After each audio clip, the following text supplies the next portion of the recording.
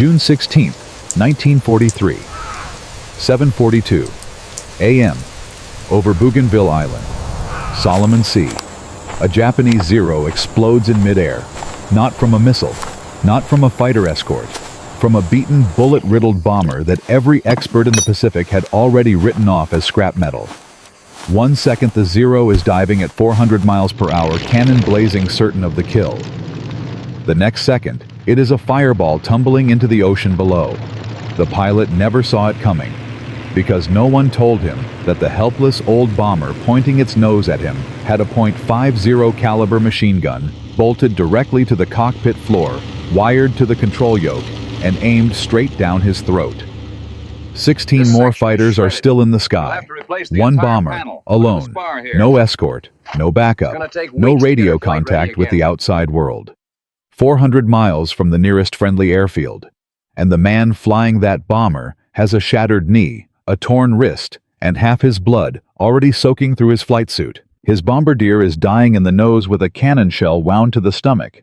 The instrument panel is smashed. The hydraulic system is gone. The oxygen lines are severed. The tail is shredded. There are holes in the fuselage big enough to crawl through.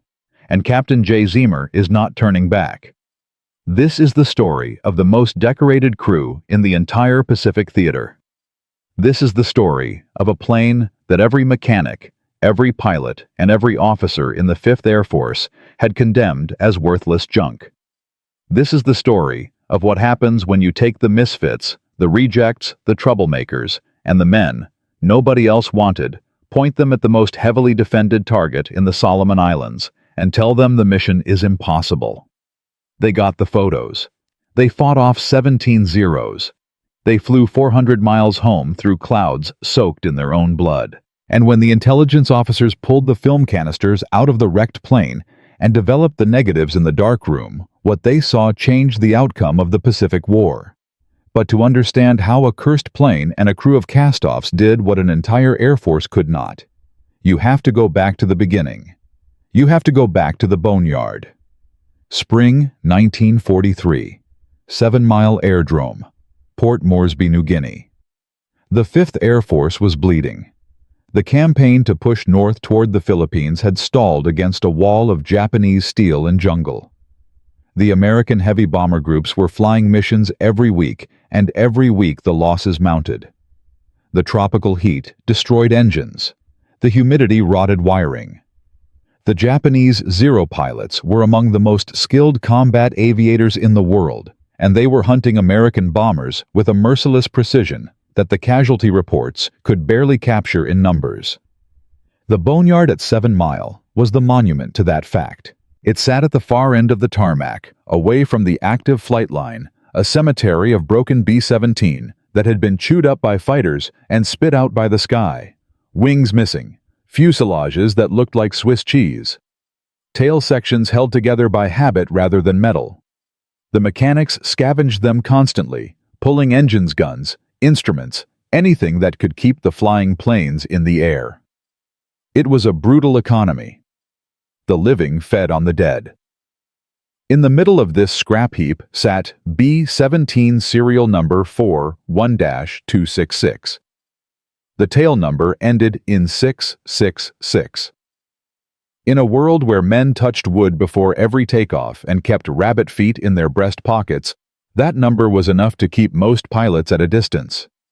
But the curse went deeper than superstition. The plane had arrived in the Pacific with a structural flaw in the tail section that made it fly like a truck with a flat tire. It was sluggish. It wallowed.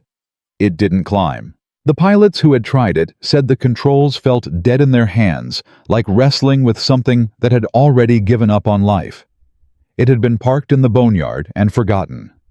The experts looked at it and saw a problem that wasn't worth solving. They saw scrap metal. They saw liability. Captain Jay Zeamer saw something else entirely.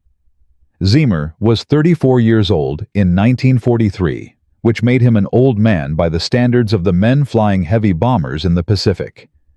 He had graduated from MIT. He had a mind that could dissect a mechanical problem the way a surgeon dissects a wound quickly, precisely, and without sentiment. He also had a reputation that had followed him from assignment to assignment, like a shadow he couldn't shake. He didn't sleep, not in the way normal men sleep. Something in his nervous system refused the long hours of unconsciousness that the other pilots needed to function. So while his squad mates were in their cots, Zeamer was on the flight line with a flashlight, running his hands along engine cowlings, studying maps, looking at problems that no one had asked him to solve. The brass called him an eager beaver. In the military, that is not a compliment. It means you are a man who cannot follow the rhythm of the institution, a loose wire in a tightly organized circuit. He had been floating around the squadron without a permanent crew and without a permanent plane. Nobody wanted to fly with him because his aggression made calculated men nervous. Nobody wanted to assign him an aircraft because they suspected he would push it past its limits and break it. So he was left with time on his hands and no machine to fill it. Then he walked into the boneyard and found serial number 666. He didn't see what the experts saw. He saw a stable, heavy platform. He saw a plane that nobody was competing for. He saw something crucial in a theater where aircraft were scarce, a pilot with his own bomber. Even a broken one was a pilot who could choose his missions. Zeamer started spending his days working on the neglected airframe with his own hands. He cleaned the spark plugs one by one. He patched the holes in the aluminum skin with scraps from other wrecks. He spent nights with a borrowed set of tools tuning the 4 Wright Cyclone engines until they stopped coughing and started breathing with something that sounded like power. The other pilots walked past and laughed. They asked him if he was going to taxi it to Tokyo. He ignored them and kept working. But a plane is nothing without a crew. Zeamer knew that no experienced, sane airman was going to volunteer to fly in a machine with a cursed tail number piloted by an insomniac with a reputation for recklessness. So he went looking for the men who had nothing left to lose. He went to the bar. He went to the brig. He looked through the disciplinary rosters for the names that appeared too many times. He found Joseph Sarnowski, a bombardier from Pennsylvania, with an eye that could split a target at altitude, and a mouth that had gotten him into trouble with every officer he had ever served under. Sarnowski was the best shot in the theater, and the worst subordinate. He and Zeamer recognized each other immediately, the way two people who operate outside the rules always recognize each other. Together, they assembled the rest. A navigator who had been passed over by 3 other crews. Gunners with attitude files thicker than their service records. Men who had been told they were problems. Men who had been assigned to positions where they could do the least damage to the functioning of the military machine. Zeamer looked at each of them and saw something the paperwork didn't capture. He saw men who were angry. He saw men who were hungry. He saw men who would fly into the mouth of hell if you gave them a good enough reason. He gave them one. While Zeamer was rebuilding his Frankenstein aircraft, the intelligence problem that would define the entire Bougainville campaign was reaching a breaking point. The island was a fortress. The Japanese had turned the volcanic rock and its surrounding jungle into the most heavily defended position in the Solomon Islands. Hundreds of Zero fighters. Anti-aircraft batteries covering every approach vector. Hidden gun emplacements in the cliffs above the beaches. The American High Command knew that any amphibious invasion without detailed photographic intelligence of the coastline, the reefs and the airfield positions would be a massacre. They needed a map. And the only way to make that map was to fly a single heavy bomber over Bougainville in broad daylight, straight and level cameras rolling for 20 uninterrupted minutes. The mission profile went through the squadrons like a death sentence being read aloud. Every experienced pilot looked at the numbers and reached the same conclusion. One slow B-17 flying alone at 25,000 feet over the most heavily defended island in the region in clear weather, with no fighter escort, no surprise, and no way to maneuver without ruining the photographs. The Zeros would be in the air before the bomber reached the coastline. They would swarm it. They would cut it apart. The mission was circulated. Every qualified crew turned it down. They weren't cowards. They were men who understood arithmetic. Command was stuck. They needed the photographs. They could not order a crew to fly a mission that was functionally a suicide note. They needed volunteers. Zeamer heard about it standing on the tarmac with a rag in his hand and grease on his forearms.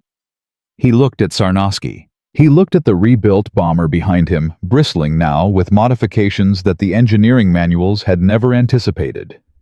He looked back at Sarnosky. They didn't calculate the odds. They calculated the opportunity.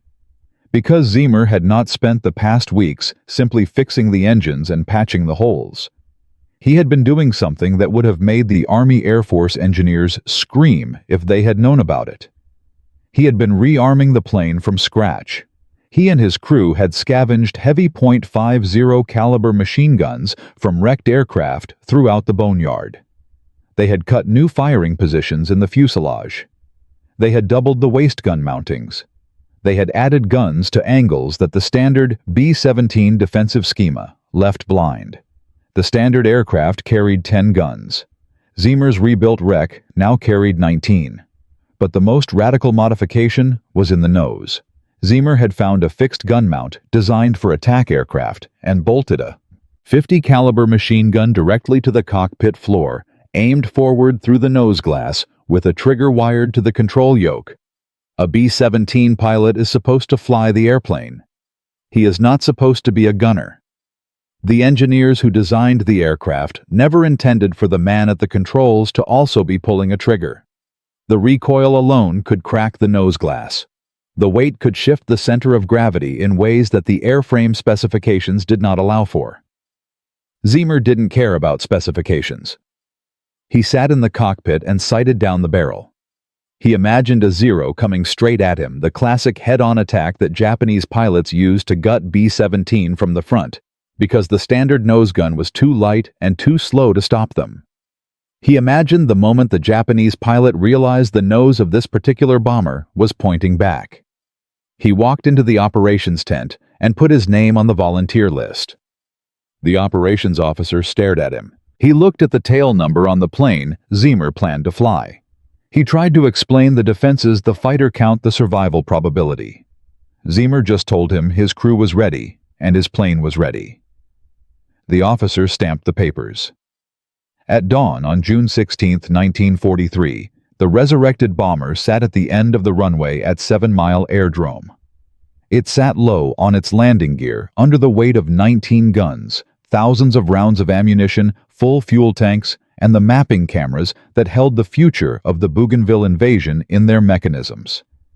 The other crews stood on the flight line and watched in silence. There were no jokes. There was the particular quiet that falls over men when they are watching someone walk toward something they themselves cannot follow. Zeamer fired up the engines. The four rights caught and roared. He pushed the throttles forward. The heavy machine began to roll. It gathered speed. The trees at the end of the runway rushed closer. For a second, it looked like the weight would hold them to the earth forever. Then Zeamer pulled back on the yoke and the wheels lifted. The cursed bomber clawed itself into the humid Pacific sky and turned north toward Bougainville. 17 Japanese Zeros were already being scrambled to meet it. The bomber landed with 187 bullet holes, 5 cannon shell craters, a cracked wing spar, and 2 men bleeding to death inside it. The cameras were intact. The photos were perfect. And Captain Jay Zeamer had just fought off 17 Japanese Zeros with a plane that every expert in the 5th Air Force had condemned as worthless scrap. That should have been the end of the story. Mission accomplished. War won. Medals handed out and lessons learned. But in the summer of 1943, the military machine does not move that cleanly. Because while Zeamer was unconscious in the hospital tent at Port Moresby, something else was happening. Something that threatened to bury what he had just proved before anyone in a position of authority could understand it. The statistics were this: in the 12 months prior to June 1943, the 5th Air Force had lost 41 heavy bombers to Japanese fighter interception over the Solomon Islands. 41. The standard defensive configuration of the B-17 was not working. Everyone knew it. No one in command was willing to say it out loud. Because saying it out loud meant admitting that the doctrine was wrong. And in 1943, the men who wrote the doctrine were still the men giving the orders. That was about to become Jay Zeamer's second war. 3 days after the Bougainville mission, while Zeamer's surgeons were still debating whether they could save full function in his shattered knee, a colonel named Richard Frampton walked into the hospital tent. He was a tall man with the kind of posture that comes from spending a career performing for superior officers. He held a copy of the mission report in one hand and wore the expression of a man who had been handed a problem he resented. He looked at Zeamer in the cot. He looked at the report. He said, "This modification you performed on the airframe, the fixed nose gun, the additional waist positions. You understand that none of this was authorized." Zeamer said, "It worked." Frampton set the report on the edge of the cot. "Captain, the B-17 carries 10 guns because 10 guns is what the engineering specification supports. You bolted unauthorized weapons to a condemned airframe and flew an unauthorized solo mapping mission. You endangered the photographic intelligence operation with an untested configuration. The fact that you survived does not make what you did correct." "We got the photos," Zeamer said. "You also violated 6 separate regulations governing aircraft modification mission planning and crew assignment." The silence in the tent lasted several seconds. Then Zeamer said very quietly, "How many bombers did we lose last month to head-on fighter attacks?" Frampton picked up the report and walked out. That conversation set the tone for the 6 weeks that followed. The intelligence photographs from the Bougainville mission were already being used by the invasion planners.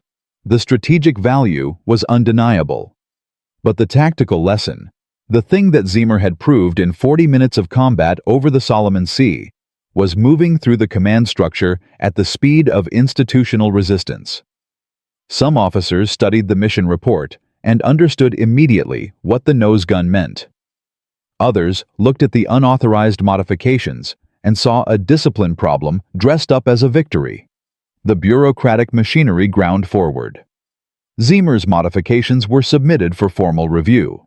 The review committee was composed of men who had never been shot at by a Zero. They sat in a room in Brisbane and debated recoil tolerances and center of gravity specifications, while the squadrons at Port Moresby kept flying the standard configuration and kept taking losses. But Zeamer had an ally he hadn't expected. General Ennis Whitehead ran the 5th Air Force's forward operations with the controlled ferocity of a man who measured everything in combat results and nothing else. He had read the Bougainville mission report on the day it was filed. He had read it twice. Then he had sent for the gunnery analysis that his intelligence officers had compiled from the gun camera footage and the Japanese loss records. 5 Zeros confirmed destroyed, 3 more damaged beyond return, from a single bomber, alone. Whitehead called Frampton into his office. The conversation was brief. He said, "The captain's plane killed more enemy fighters in one mission than the standard defensive protocol has produced in 3 months of operations. I don't care about the regulations he violated. I care about that number. Get me a formal test. Real conditions. I want to see what this nose configuration can do against a live intercept scenario." Frampton began to explain the modification review timeline. Whitehead told him the timeline was unacceptable. The formal test was scheduled for 14 days out. One chance. If the modified configuration performed to the standard that Zeamer's mission suggested, Whitehead would push for a theater-wide revision of the B-17 defensive armament doctrine. If it failed, the entire experiment died, and Zeamer faced the discipline review. 14 days. One test. The stakes could not have been higher. The problem was that Zeamer was still in the hospital. His crew was not. Sarnowski was gone. But the rest of the men who had flown the Bougainville mission were still at 7 Mile Airdrome. They had watched their pilot get carried out of the cockpit, and they had waited. When word reached them about the formal test, they started working without being told. They found another B-17 in the active inventory, one that hadn't been condemned. One with a functioning hydraulic system and a nose that hadn't been shot open by a Japanese cannon.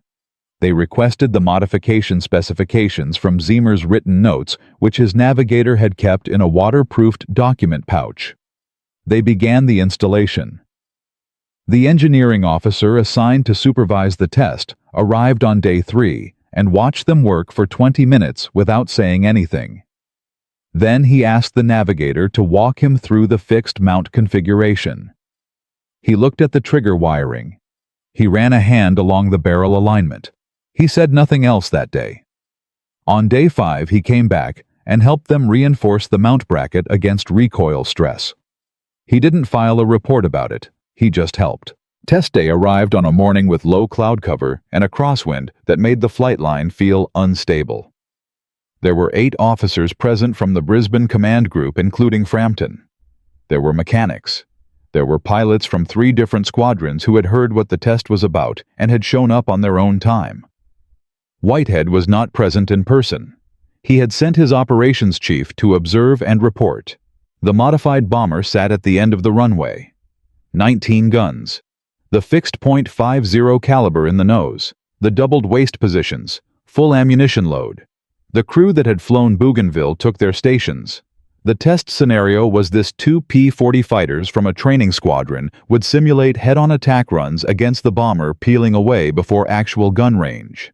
The bomber's fixed nose gun would fire on a target banner towed at distance to demonstrate accuracy.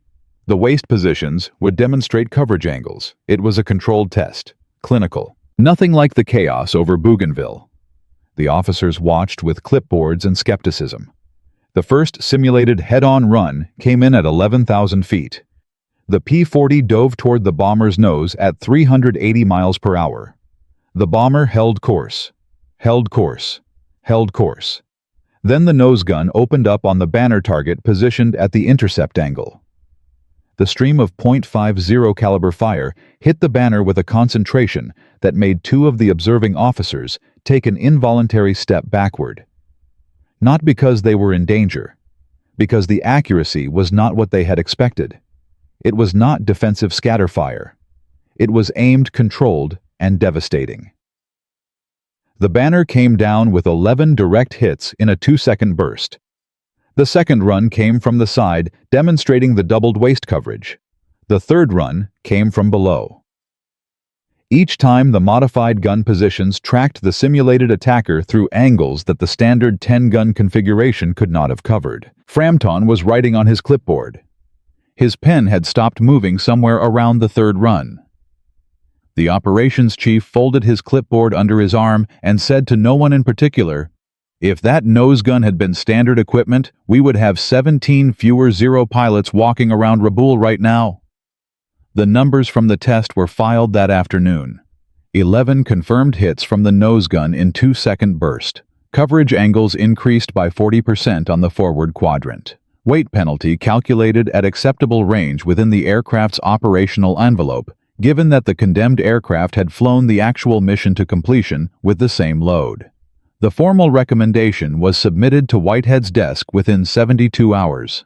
Whitehead signed the authorization for a theater-wide evaluation program the same day. The modification program began moving through the 5th Air Force's B-17 groups with the grinding inevitability of an institutional conversion. It was not fast. Nothing in military logistics is fast. The fixed nose gun required specific mounting hardware that had to be fabricated at the depot level. The trigger wiring required electricians who understood both aircraft systems and weapons integration. Each aircraft was different in its small details, and each modification required individual fitting and adjustment. But the results began arriving from the combat groups before the logistics had even finished scaling.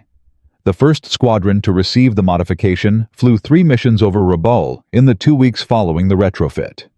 On the second mission, a flight of Zeros attempted the standard head-on attack formation that had been killing American crews for 2 years. The lead Zero broke off at 500 yards when the bomber it was attacking opened fire from the nose with a weapon that was not supposed to exist there. The Zero pilot radioed his squadron. He described what he had seen. The Japanese intercept commander on the ground ordered his pilots to avoid head-on engagement with the new American configuration until they understood what they were facing. For the first time in the Pacific Air War, the Japanese fighter pilots were changing their tactics in response to American defensive innovation rather than the other way around. The crews who received the modification asked who had designed it. The mechanics told them it was a captain who had taken a condemned plane into the boneyard, rebuilt it with his own hands, and then flown it alone against 17 fighters over Bougainville. Some of the pilots had heard the story, some had not. All of them, without exception, wanted the nose gun. Zeamer learned about the test results from his hospital bed. His knee was healing slowly. The doctors were no longer predicting that he would never walk, but they were not making promises either. He read the modification authorization order that someone had brought him and put it down on the blanket next to his hand. He thought about Sarnowski. He thought about the banner target with 11 holes in it. He thought about the P-40 pilot who had described the nose gun as the most dangerous thing he had ever seen in a training exercise. He stared at the ceiling of the hospital tent for a long time. Then a medical orderly came in with a second piece of paper. This one was from the intelligence division. It was a preliminary analysis of how the Japanese Air Command at Rabaul was responding to the modified bomber encounters. The analysts had intercepted 3 radio communications in 2 days from Zero Squadron commanders requesting updated engagement protocols for the new American nose gun configuration. The Japanese knew about the modification now. They were studying it. They were planning around it, which meant they were also planning a counter. Somewhere over the Bismarck Sea, a Japanese intelligence officer was sitting down with photographs of the modified B-17 configuration and a tactical chart. He was drawing new attack vectors. He was looking for the angles that the nose gun could not cover. He was looking for the blind spots that Zeamer had not been able to eliminate with 19 guns and a dead man's stubbornness. He was finding them. And the next time an American bomber crew relied on the modification to keep them alive, the Zeros waiting for them would not be attacking from the front. The real battle was just beginning. Jay Zeamer rebuilt a condemned bomber, armed it with 19 guns, flew it alone into the most defended airspace in the Pacific, fought off 17 Zeros, and brought home the photographs that made the Bougainville invasion possible. Then, from a hospital bed with a shattered knee, he watched his unauthorized nose gun modification get tested, approved, and authorized for theater-wide deployment across the 5th Air Force. The Japanese fighter pilots who had dominated head-on attacks against American bombers for 2 years were suddenly changing their tactics. The modification was working. But working and winning are 2 different things. In the 3 weeks following Whitehead's authorization order, Japanese intercept records showed something that the American intelligence analysts had not fully anticipated. The Zero squadrons at Rabaul were not retreating. They were reorganizing, and the number of American bombers lost to fighter attack in the Solomon Islands theater had dropped by 31% in the first month of modified aircraft operations. 31%. That was the good news. The bad news was what the Japanese were doing with the information they had collected about the modification and how fast they were doing it. The real war was no longer just in the sky. It was in the planning rooms. At Rabaul, the primary Japanese naval air base in the Southwest Pacific, Commander Minoru Genda's staff had already compiled 3 separate intelligence reports on the modified B-17 nose gun configuration by the end of July 1943. They had interviewed Zero pilots who had broken off head-on attacks. They had analyzed gun camera footage from aircraft that had survived engagement with the modified bombers. They had identified the fixed mount geometry and calculated the coverage arc of the forward gun. They knew its field of fire. They knew its limits. Most critically, they knew its blind spots. The fixed nose gun could cover a 30-degree cone directly forward. It was devastating in that cone. Outside of it, the standard B-17 defensive weaknesses still existed. The Japanese response was not to stop attacking American bombers. It was to stop attacking them from the front. The new directive that went to Zero squadron commanders across Rabaul was precise approach from the 7 o'clock low position below and behind the left wing where the tail gun had limited traverse and the waist gun on the left side was partially blocked by the gun mount hardware. hit the bomber from that angle, and the nose gun was useless. Japanese fighter losses against B-17 formations dropped by 18% in the 2 weeks following the new directive. The modification had closed one door, and the enemy had immediately found another. The kill rate against American bombers, which had fallen sharply in the first month, began climbing again. Whitehead's operations chief filed a report to Brisbane. The report said the modification program was producing measurable but not decisive results. It recommended further study. Frampton, who had never stopped watching the program with the careful attention of a man waiting to be proven right, forwarded the report with a note attached. The note said that the unauthorized modifications approved in haste were producing the kind of tactical half measures that resulted from bypassing proper engineering channels. In the hospital at Port Moresby, Zeamer read the operations report when a sympathetic intelligence officer left a copy on his bedside table. He read Frampton's note. He put the papers down. He asked the nurse for a pencil and a pad of paper. Then he started drawing. He was drawing attack approach vectors. He was drawing the coverage gaps in the modification as currently installed. He was drawing solutions. The problem was not the nose gun. The nose gun worked.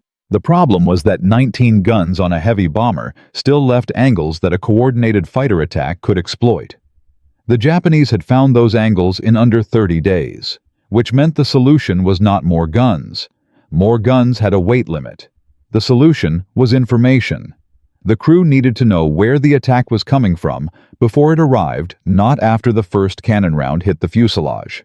Zeamer sent a written request to the squadron through the intelligence officer.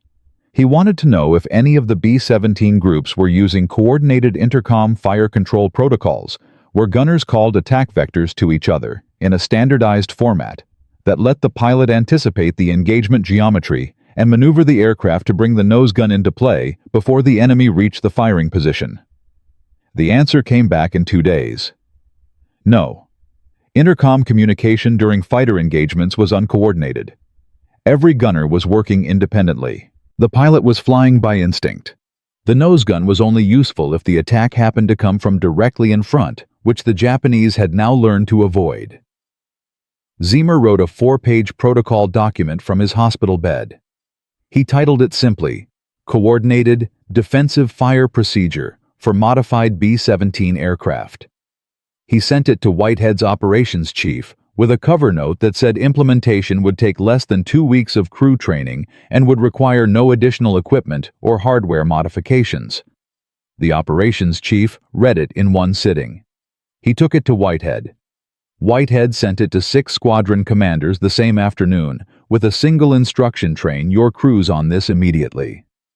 That was August 14, 1943.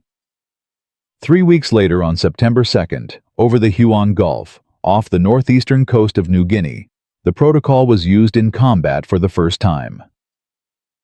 The mission was a formation strike against Japanese shipping concentrations near Lae, 12 B-17s from the 43rd Bombardment Group. The target was a convoy of 6 transport vessels and their destroyer escorts moving supplies to the Japanese garrison at Lae before the Allied amphibious landings that the Bougainville photos had helped make possible.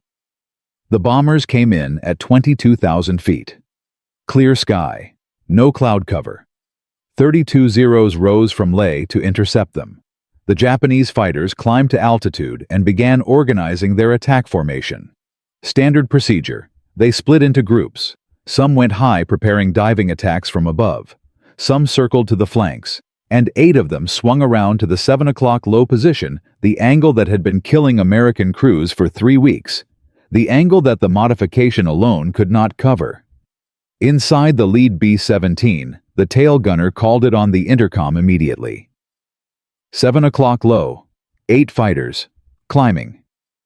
That call was different now. Under the old system, each gunner would have pivoted independently, firing at whatever he could see, creating overlapping fields of fire that sometimes worked and sometimes left gaps. Under the new protocol, the tail gunner's call triggered a coordinated response. The left waist gunner shifted to cover the lower rear arc. The ball turret rotated to its maximum rearward depression. The pilot received a bearing call, and began a shallow right-banking turn slow enough not to break formation, precise enough to walk the approaching Zero flight out of the dead angle and into the coverage zone of the nose gun. The lead Zero was at 800 yards, climbing hard. The pilot was committed. He had the bomber's left rear quarter in his gun sight.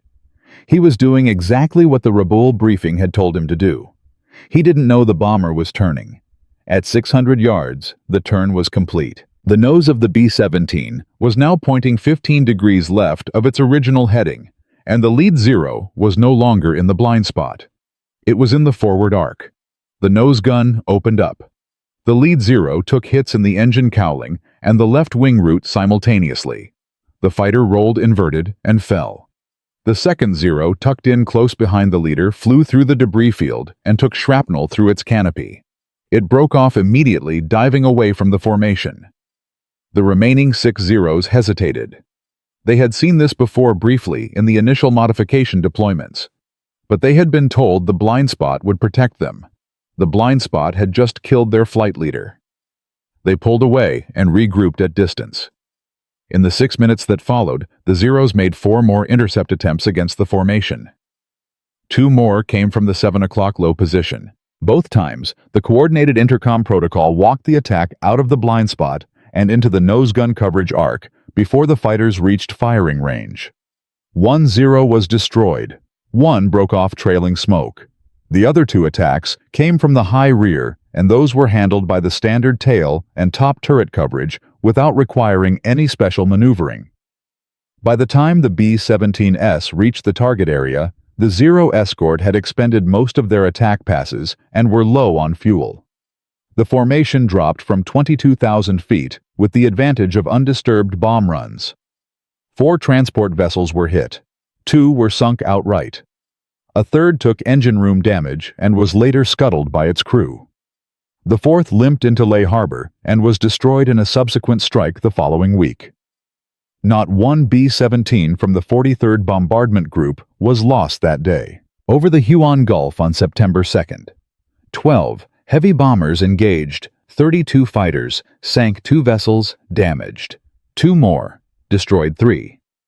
Zeros damaged 2 others and came home without a single crew fatality. The mission report landed on Whitehead's desk the morning of September 3rd. He read it, set it down, and told his operations chief to get the coordinated fire protocol into every B-17 group in the theater within 30 days. It was done in 22. The numbers from the following 6 weeks were the kind that change the way wars are fought. B-17 losses to fighter interception in the 5th Air Force dropped by 53% compared to the same period the previous year. Zero losses in engagements with modified B-17 formations increased by 40%. The Japanese Air Command at Rabaul issued 4 separate revised intercept directives in 8 weeks, each one attempting to find a new angle that the combination of the nose gun modification and the coordinated fire protocol had not closed. Each new directive lasted on average 11 days before American crews adapted. The Japanese were chasing a target that kept moving. At the strategic level, the impact extended beyond aircraft losses. The Japanese fighter groups assigned to defend the Northern Solomons and northeastern New Guinea were burning through their experienced pilots at a rate that the replacement pipeline could not sustain. The pilots who died over the Huon Gulf in September and October of 1943 had been flying since before Pearl Harbor. Their replacements had 6 months of training. The quality gap between the two forces, which had been Japan's primary advantage in the early Pacific Air War, was closing. Not because American pilots were suddenly better, because American bombers had stopped being easy targets. Zeamer walked out of the hospital on a cane in October 1943. His knee worked. Not perfectly, not without pain, but it worked. He was told he would not return to combat flying. The damage to the joint was too extensive for the physical demands of operating a heavy bomber in combat conditions. He accepted the decision without argument, which surprised everyone who knew him. He had done what he had set out to do. The plane he had found in the boneyard had proved a principle. The principle had been tested, authorized, and deployed. The deployment had changed the engagement mathematics of the Pacific Air War in ways that were still compounding through the fall and winter of 1943. Men were coming home who would not have come home otherwise. He thought about Sarnosky often. He thought about the conversation they had never finished, the one where two misfits looked at each other on a tarmac at 7 Mile Airdrome, and decided that a suicide mission was actually an opportunity. He thought about the moment Sarnosky had dragged himself back to the nose gun with a fatal wound in his stomach and kept firing. He put the cane against the wall of the ward, stood on both feet, and looked out the window at the flight line. Somewhere out there in aircraft he had never touched crews he had never met were using a protocol that had started as 4 pages written in pencil from a hospital bed. They were walking 0 attacks, out of blind spots. They were coming home.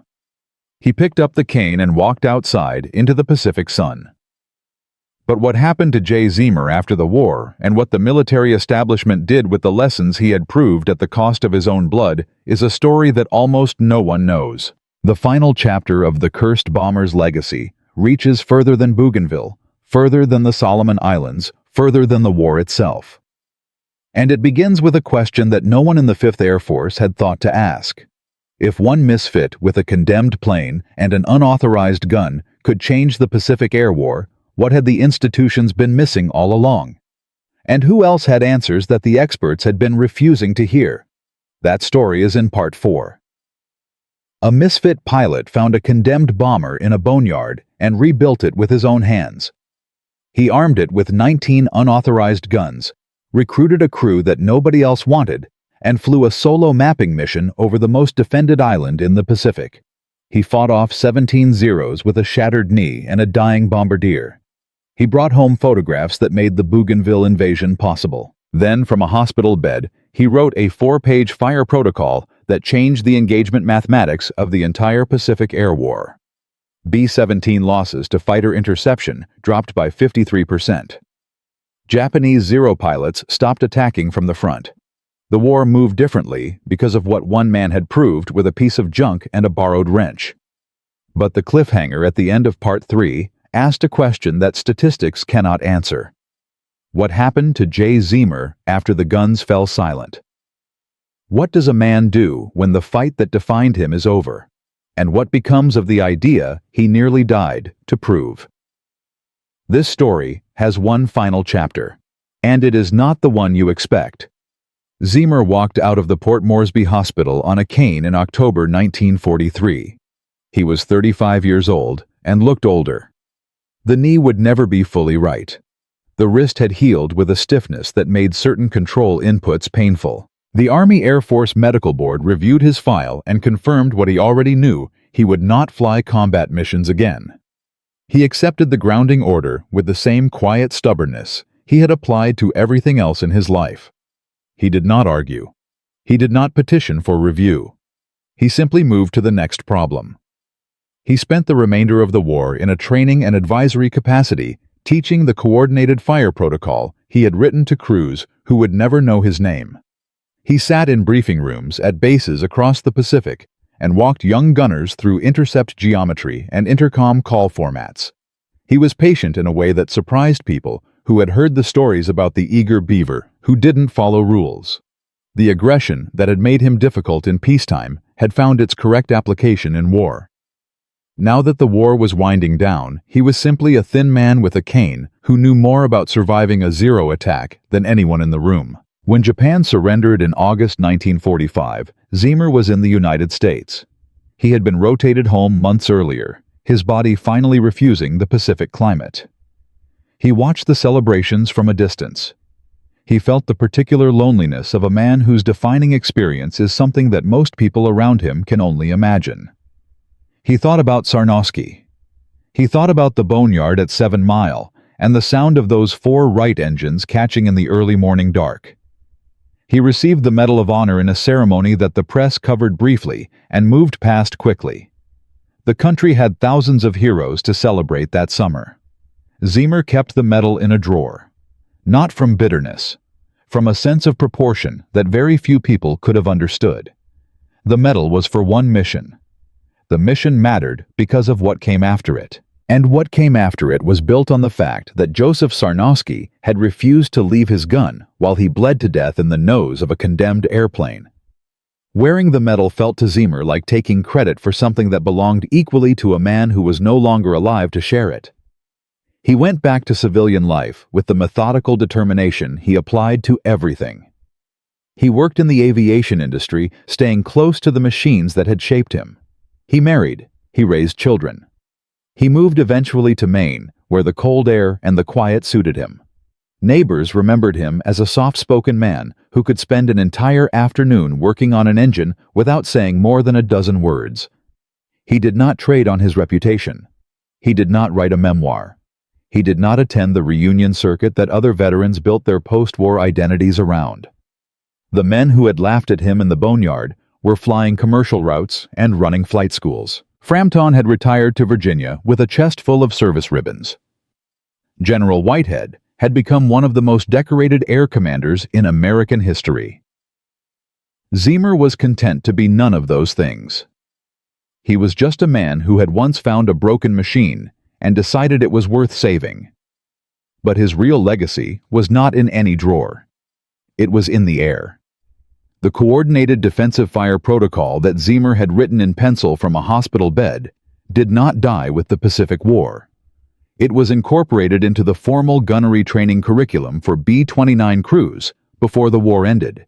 It migrated into the Korean War era bomber doctrine. The fundamental principle that defensive firepower is most effective when coordinated through centralized crew communication, rather than independent targeting, became a foundational element of American heavy bomber tactics for the next 2 decades.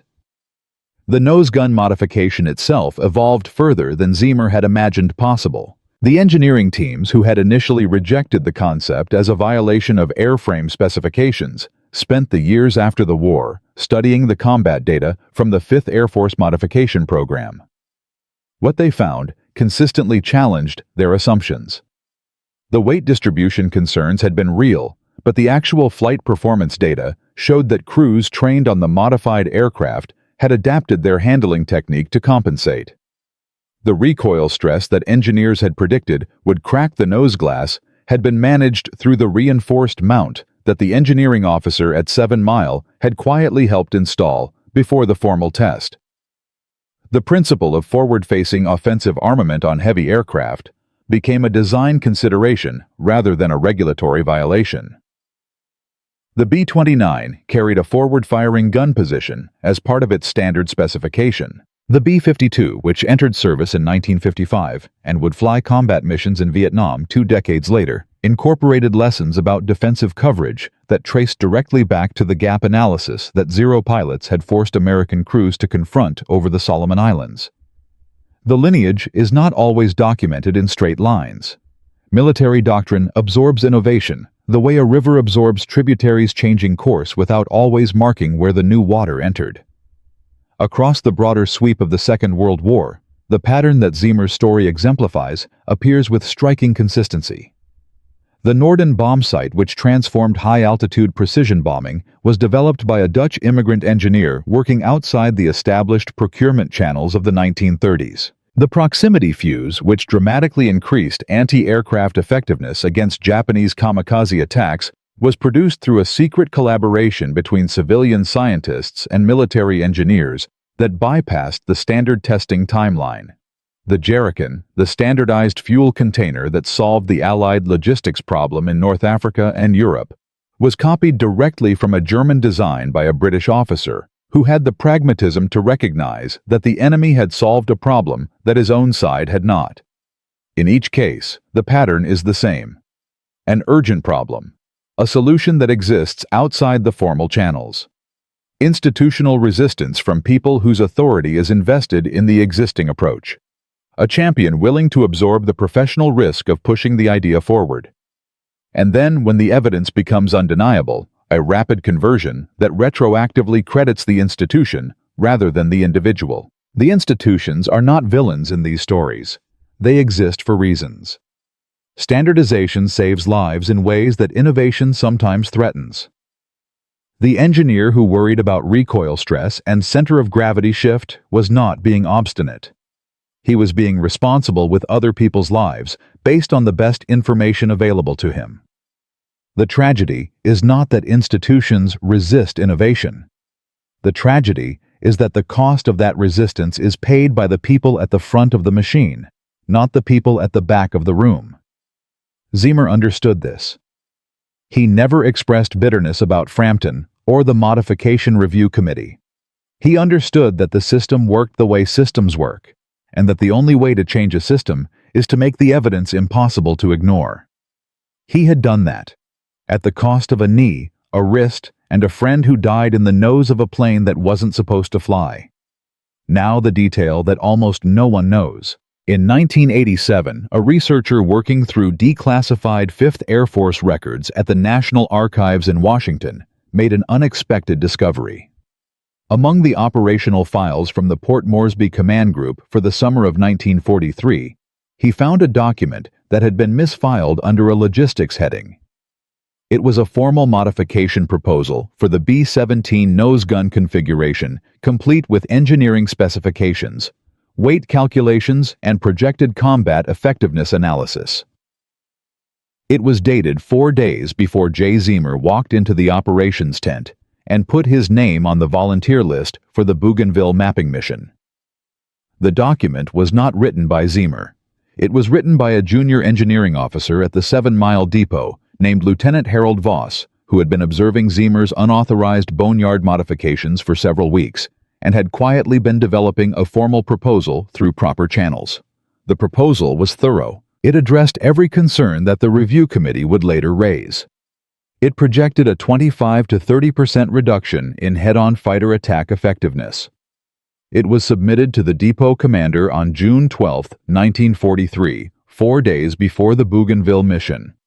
It was filed without action. The depot commander had marked it for later review and placed it in a logistics folder where it sat for 44 years. Voss had never heard of Zeamer. Zeamer had never known about Voss. Two men working independently at the same airfield had arrived at the same solution through different paths. One of them flew a condemned bomber into combat and nearly died proving the concept. The other wrote a careful proposal that was buried in a filing cabinet. The researcher who found the document located Voss in 1987. He was retired living in Arizona. He had spent his career in commercial aviation engineering after the war. He had never known what happened with his proposal. He had never known about the Bougainville mission. He had never known that the idea he had put on paper had been proven in combat by a pilot he had never met. When the researcher told him what Zeamer had done 4 days after Voss submitted his proposal, the old engineer was quiet for a long time. Then he said something that the researcher later included in a historical journal article. He said, "I drew the picture. He flew the plane. I suppose the war needed both of us." Zeamer passed away in 2007 at the age of 88. He was the last surviving Medal of Honor recipient from the Army Air Force. With his death, the final living witness to that day over Bougainville was gone. The plane had been towed back to the boneyard decades earlier. Its war ended its airframe beyond saving, even by the man who had once refused to accept that verdict. The cameras that had held the Bougainville photographs were gone. The fixed gun mount that had killed the lead Zero was gone. What remained was the record: 53% reduction in bomber losses, 40% increase in Zero losses during modified aircraft engagements. A fire protocol that flew in American bombers for 20 years after the war. An invasion that succeeded because one crew brought home photographs that every rational calculation said they could not survive taking. From a man with insomnia and a condemned airplane to a change in the Pacific Air War that historians estimate contributed to shortening the Solomon Islands campaign by a minimum of 4 months and saved a projected 11,000 American lives in the Bougainville ground operation alone. 11,000. That is not an abstraction. That is 11,000 men who came home, raised children, grew old, and never knew the name of the insomniac in the boneyard who made it possible. The cursed bomber never flew again, but the idea inside it never stopped flying. And that is why we tell this story. Not because Jay Zeamer was a perfect man or a perfect officer. Not because his solution was flawless or his methods were above criticism. We tell it because the most important innovations in history rarely begin with permission. They begin with a person who looks at a problem that everyone else has accepted as permanent and decides for reasons that logic alone cannot fully explain that it does not have to stay that way. The experts called the plane junk. The manual said it couldn't fight. The math said the mission was suicide. Zeamer looked at all of that and decided the plane was worth rebuilding, the mission was worth flying, and the math could be answered with 19 guns and a crew that had nothing left to lose. He was right. And because he was right, 11,000 men lived. The only thing more powerful than a good idea is the person stubborn enough to prove it.